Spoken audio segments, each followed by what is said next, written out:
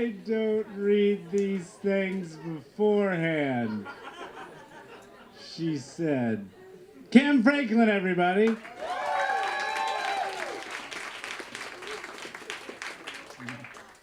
Very excited to hear her read that at the 10 o'clock show. All right. Ladies and gentlemen, we have reached story number 6 for this evening.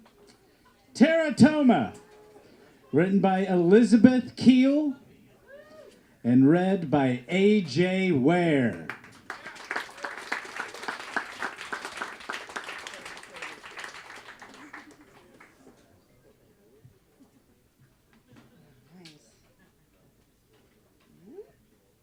Hi.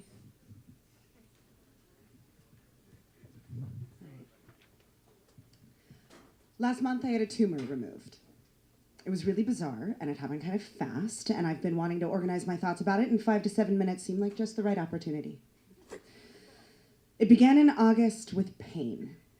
I was at a concert in the Woodlands with my future in-laws and my fiance, and all of a sudden I felt like what I later became to think of as the squeezy stabby. I've known pain in my life. I've burned my hand. I've cut my leg open to the bone. I was a 15-year-old girl. But, okay, did you know that in the womb, ovaries and testicles are the same thing? So ovaries are hella sensitive. And it felt like I was getting punched in the nuts for like half an hour. And then it stopped, and then it came back. And that level of pain played peekaboo until November. We worried at first that I might be pregnant. Greg and I went to a Target on a Sunday to get a test, and ironically, the place was filled with screaming children. Sticky, crumb-crusted little people shrieking they needed at least 19 new things. Oh, God. But fortunately, that was not it. I submitted to blood test, had ultrasound waves bounced around my bits, cried a lot. And while we were waiting on the doctors to make up their minds and tell me it was a cyst or cancer or the alien from Alien, I knew there was something there. I felt and became increasingly possessive of my pain. I had to lay on my side carefully. I could tell when it was about to kick. I'd catch myself with my hand on my hip, like a mom. And there was something in me that wasn't me. And like most girls, I had anticipated that feeling, but not feeling it in that way, under these conditions. Results came in. A man I was meeting for the very first time, the doctor who would eventually operate, told me I had a growth, probably a cyst, the size of a baby's head. I couldn't deal with that phrase. Not that phrase combined with that feeling of something in there. It was October by this point, so we nicknamed it the pumpkin. And when it hurt, which it did, in steady little private visits, tete-a-tetes with just me, we said it was tricking. A joke, because it wasn't a treat. A little easier on Greg, who was very apprehensive about the distant look I'd get trailing off in conversation to this mental drop of awareness when the pumpkin would draw my focus. Pick a day, they said. You're going to be down for 4 to 6 weeks. No, I said. No, I said. It's too big to take out laparoscopically. We're going to basically have to give you a C-section. This was all on top of my first semester of grad school. And eventually, working around homework and final projects, I chose November 2nd. I spent Halloween weekend with friends, and the pumpkin was strangely quiet. It didn't say much, it let me have fun, and then, almost like a reassurance, it kicked my ass a night before, like a knocking at the porter's door telling me it wanted out. They gave you good drugs for surgery. I was super unconscious.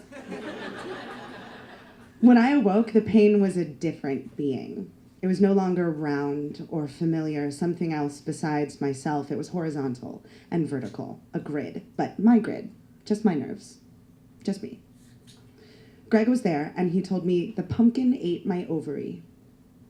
There was a picture. My growth was bubblegum pink, if you're curious. kinda shiny.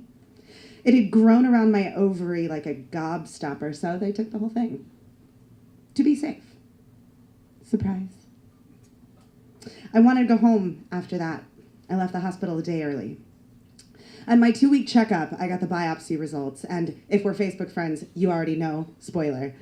The pumpkin was what they call in the medical field a teratoma, a tumor that grows other mature tissues and structures inside of it.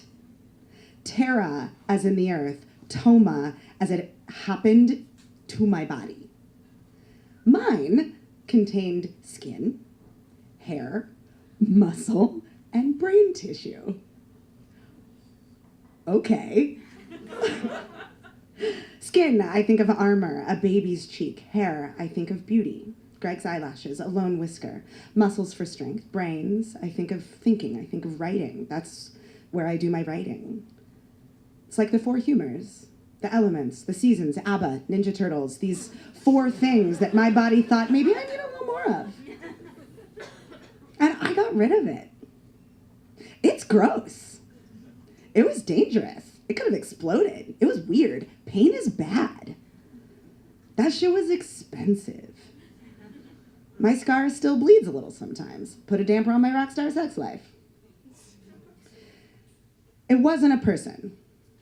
It wasn't a baby. It was some confused ass cells. But maybe there are things science can't see just yet. Shreds of personality. Tendrils of a soul. Hiccups of gallows humor. Love tissue. Were those in there too? Is that what I'm missing?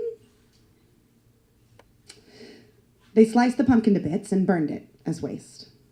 I feel very different just being me again.